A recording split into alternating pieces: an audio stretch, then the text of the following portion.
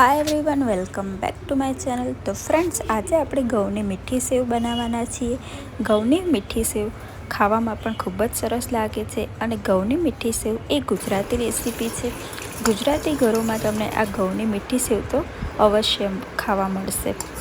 તો બસ ફ્રેન્ડ્સ, આજે આપણે ઘઉંની મીઠી સેવનો જ સરસ મજાનો વિડીયો લઈને આવ્યા છે। તો વિડીયોને એન્ડ સુધી જરૂરથી જોજો અને વિડીયો ગમે તો વિડીયોને લાઇક, શેર, કમેન્ટ કરવાનું ના ભૂલતા અને ચેનલને સબસ્ક્રાઈબ પણ કરી દેજો।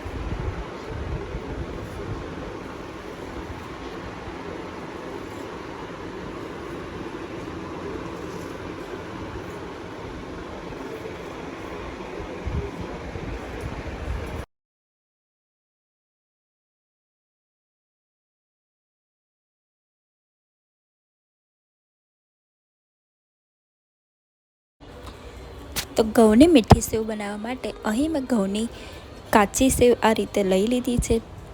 કાચી સેવનું પેકેટ તમને માર્કેટમાંથી મળી જશે અને જો તમે ઘરે બનાવવા માંગતા હોય તો તેનો વિડીયો પણ હું ટૂંક સમયમાં ચેનલ ઉપર અપલોડ કરી દઈશ। તો આ કાચી સેવને પહેલાં આપણે બાફી લેવાની છે।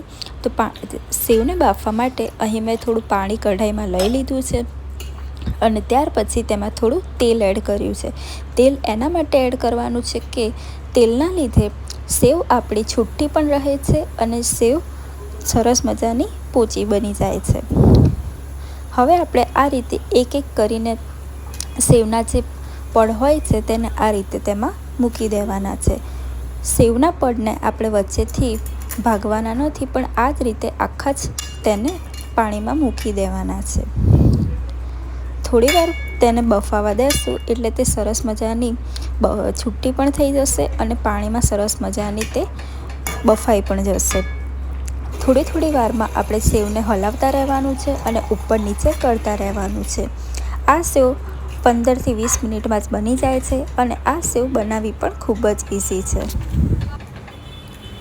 તો ઘઉંની સેવ પાણીમાં આ રીતે થોડી ડૂબવા લાગે એટલે આપણે ગેસ ધીમો કરી દેવાનું છે અને ધીમા જ ગેસે તેને આ રીતે હલાવતા રહેવાનું છે। હલકા હાથે જ તેને હલાવતા રહેવાનું છે જેથી કરી તે તૂટી ન જાય અને આ જ રીતે તે રહે।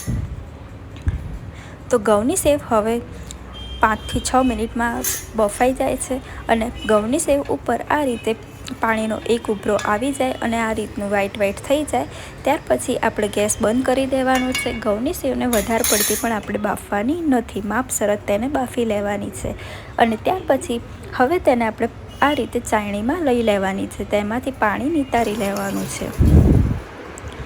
હવે આ સેવ જ્યારે ગરમ હોય છે ત્યારે જ આપણે તેમાં ઘી એડ કરી દેવાનું છે। ઘી તમે તમારા માપ અનુસાર લઈ શકો છો અને ત્યાર પછી અહીં મેં ખાંડનો ભૂક્કો લીધો છે, એટલે કે દળેલી ખાંડ લીધી છે અને ખાંડ પણ આપણે આપણી મીઠાશ પ્રમાણે ઓછી વધારે ઉમેરી લેવાની છે અને ત્યાર પછી ફરીથી આ રીતે ઉપર ઘી એડ કરી દેવાનું છે જેથી કરી આપણી ખાંડ સરસ મજાની તેમાં ઓગળી જાય। હવે આ રીતે તેને મિક્સ કરી લેવાનું છે અને આપણી સરસ મજાની મીઠી સેવ તૈયાર થઈ ગઈ છે। આ મીઠી સેવ તમે બે રીતે પણ બનાવી શકો છો। એક આ ખાંડથી તમે બનાવી શકો છો અને બીજી તમે ગોળનું પાણી કરીને પણ તેને બનાવી શકો છો। તમારે જો ગોળના પાણીવાળી સેવનો વિડીયો જોતો હોય તો મને કમેન્ટ કરીને અવશ્યથી કહેજો, તો હું બીજો વિડીયો તેનો પણ અપલોડ કરી દઈશ। તો ફ્રેન્ડ્સ, આપણી સરસ મજાની ગુજરાતી ઘઉંની મીઠી સેવ તૈયાર થઈ ગઈ છે। આ મીઠી સેવ તમે ઘરે અવશ્ય બનાવજો